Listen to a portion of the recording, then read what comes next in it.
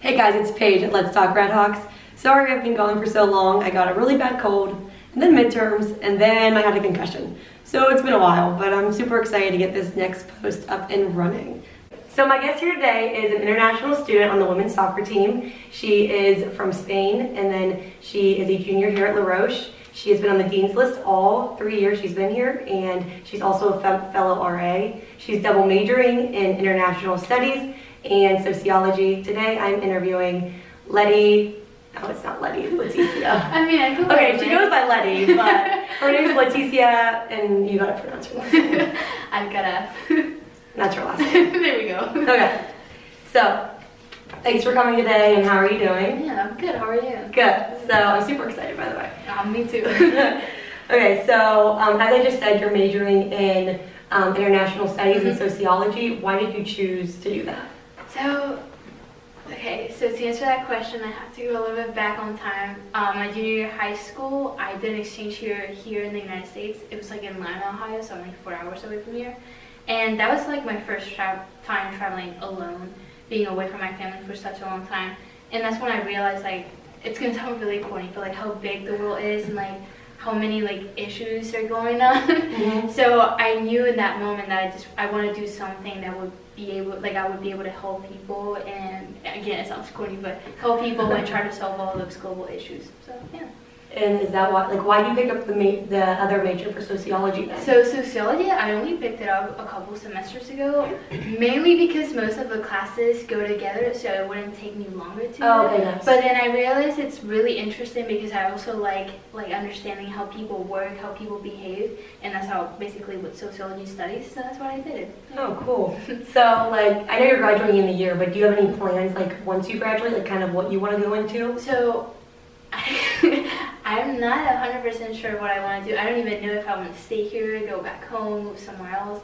But I do know I want to do a PhD at some point, and I'm interested in the fields of like academic research and also like working for international organizations like the IMF or the UN. Hopefully. Oh, cool. That's that would be great, honestly. But that's a little too ambitious. I don't know. What do you want to get your PhD in then? I don't know either. But probably something more related to international studies, because that's like from the two majors, that's the one that I like the most. So cool, that's super cool. So you're from Spain. Why did you choose to come to like La Roche out of all the other schools you could have picked? So again, when I went to Lima, Ohio, my junior year of high school, I knew I wanted to come back here for college because I just love like the college experience and the life here. And then I wasn't sure how to apply to all the colleges here. Like, you probably know how long the process is and all of that. And so I decided to do it through soccer. So I signed up for a showcase in Spain, and recruiters came to see us play. And that's where I met Miguel, the soccer coach here in Roche. And I don't know if it was because he's also Spanish, but we immediately clicked. Oh, cool. And he kind of lured me into going here pretty much. So yeah.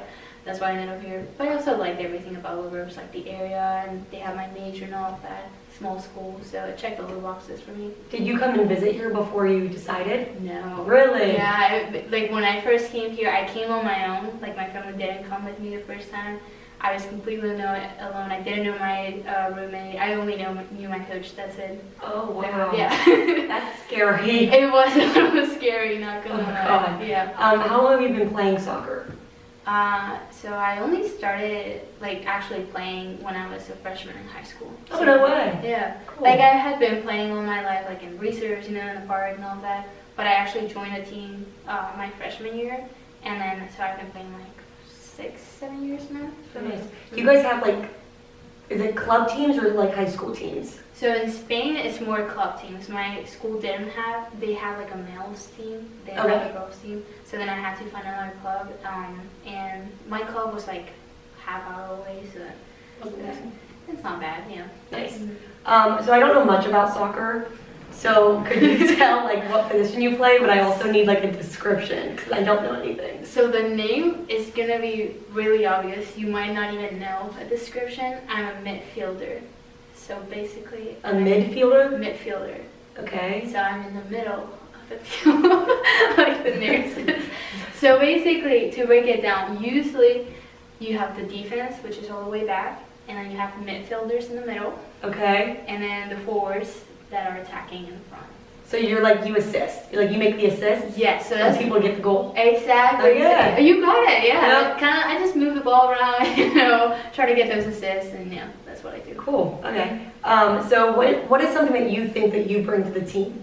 So, I think, well, first of all, I'm the first international student to play for the Roche women's soccer team. Oh, no way! Mm-hmm.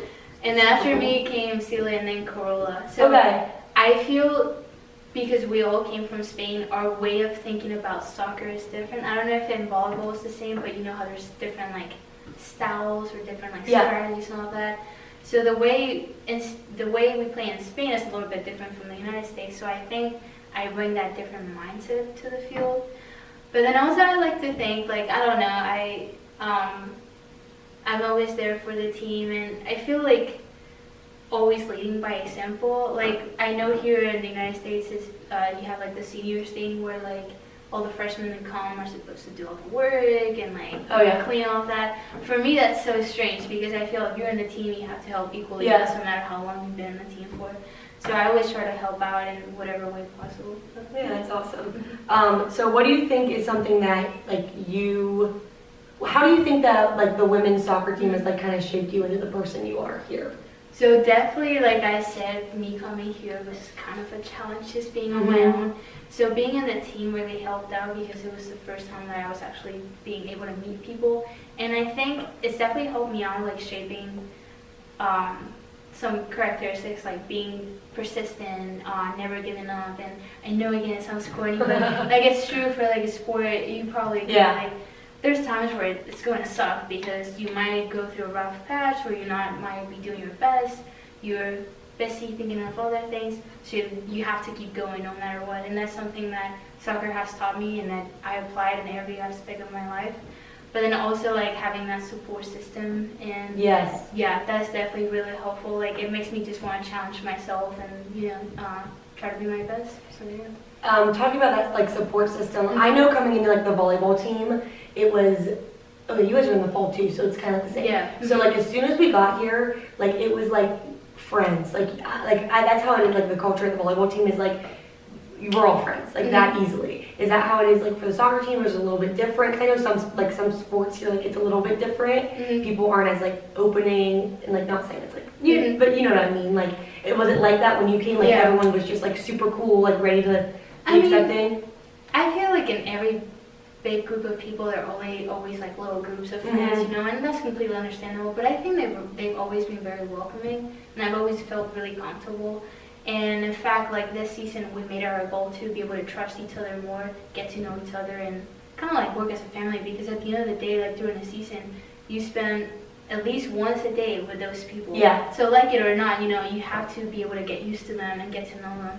So that was key, like having that family far away from my family. So yeah, I agree with that. Do you think that bond has like grown like from years past? Like was the years past it's been more like of a disconnect, and this year because it was a goal of your guys is that you guys like the older girls kind of stepped up and was like this is gonna happen? I think so, especially because of COVID. We didn't have a season last year. Oh yeah. So until this season, we hadn't played for like 2 years almost. So obviously the upperclassmen didn't really know the opposite underclassmen, like all the new freshmen and sophomores.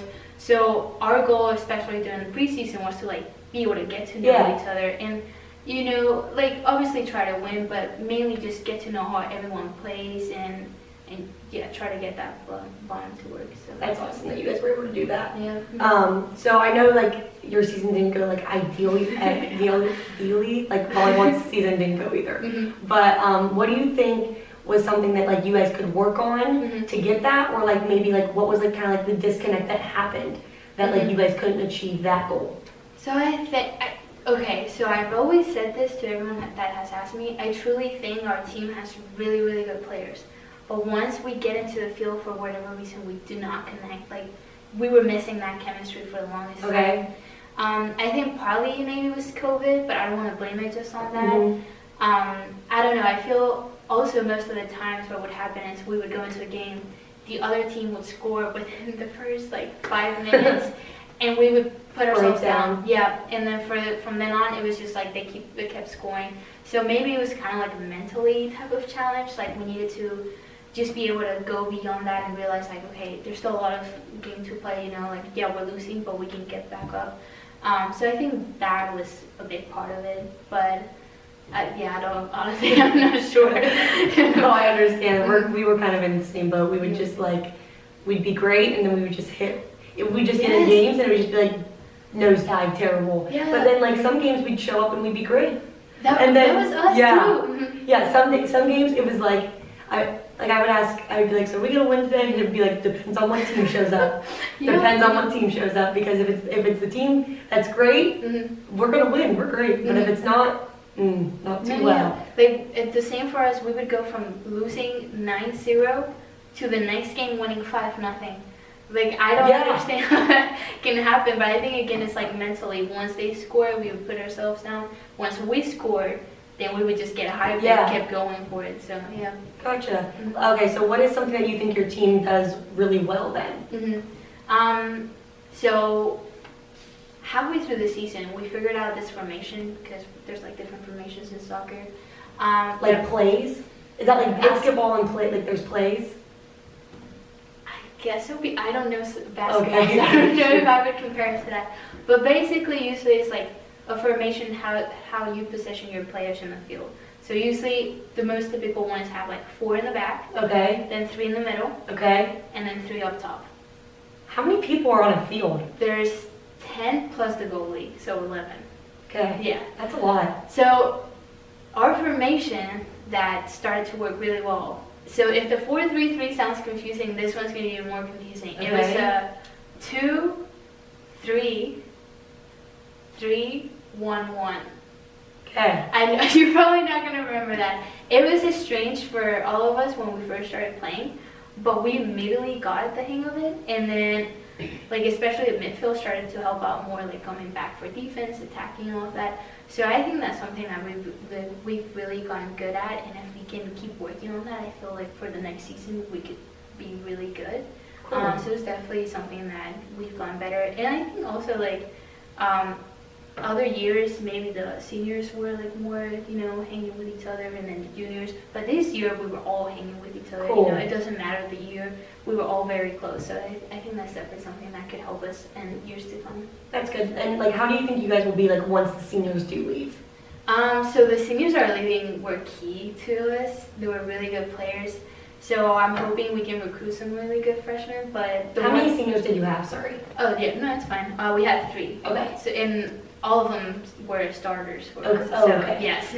So it'll be hard to replace them, but I feel the ones that are still here, we already have that bond. We already know each other, so we can be able to find those players that are missing now. I think we could keep going, but they'll definitely be missed. So. Yeah. Do you guys have any like have you like started recruiting yet? Like, do you know of anyone already committed here, or there are a few? I think there's a couple already committed, but I don't know who they are. Okay. I know my coach is now the season's over, is in like full mode of recruiting, going to games. He's even going back to Spain for like showcases, trying to get girls from Spain to come. So that would be awesome. Yeah. Do you like that whenever like you see like whenever he like tells you he's like, oh, we got another person from Spain? Do you like that a lot? I like it just because like, for example, Carla is the other player from the team. Like obviously we get along with each other very well because we kind of go through the same experience, coming here alone, not knowing anyone, you know, so it's nice to be able to relate to someone in a team like that. And I don't know, I remember when I came as a freshman not knowing anyone, and I like to be that person that if anyone comes here from Spain, I can be there for them and show them what I wish someone could have shown me when I came. So well, that's really sweet. Yeah, it's awesome. So moving on from soccer, I wanted to talk about you being an RA. Okay. So you and I are both first-year RAs. Why did you decide to become an RA? Like, you were a junior and I'm a sophomore, so why didn't you like decide to do it last year, or like? I feel, so my freshman year I was here in Bold, so I was just with my one roommate and me, so I kind of want to have that experience of like living with more people, and you know, kind of like the college experience and all that, because I thought being an RA would kind of stop me from having fun and meeting people. When it turns out it's kind of the opposite.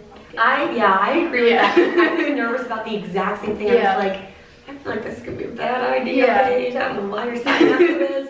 But then, like, now that I'm doing it, I I really enjoy it. Me too. Like Yeah. overall, like it's been a good experience. 100%. Like now I'm leaving alone, and actually I love it because I'm so busy that I don't spend that much time in my room anyways. And the little that I do spend, I'm like, oh my god, like I can be alone for once. So it's nice, and you know, you can put the AC to the temperature that you want, shower whenever you want. And all that. It's so nice. It's nice. But yeah, it was kind of like, I didn't really think about it. I just saw like they were opening the applications. I was like, I'll try it out. So, and here I am. Yeah, do you plan on doing it next? Would you do it next year? Yeah. Yeah, I think. Yeah, I would too. What's your favorite part about being an RA? I think probably like all the people I've met. I know. I feel like I've met so many people that I never would have talked to. Mm-hmm. No, I'm the same because most of the RAs that like the group of RAs we have this year, I knew of them, but I had never talked to them. And now that I've gotten a chance to talk to them, they're like one of my closest friends now. So, yeah. You didn't know Dan before this? I knew who he was, but I had never talked to him before. Really? Yeah. Okay, I thought you guys were like best friends from the beginning. No, not at all. I didn't know that. Yeah. So I think definitely like meeting people has been my favorite part from this job. So. Yeah, me too. I really enjoy it, and I love the fact that I get my own room. Like I'm on lower campus, but I still get my own room, and I'm like, that's true. I'm like, this is amazing. I know. So awesome. Okay, so I'm towards the end of it, and I'm gonna do some rapid fire if you'd be up to it. Okay, cool. Of course. So I'll go slow. Thank you. Okay. Beach or mountains? Beach. Music or TV? Music. Smoothie or milkshake? Milkshake.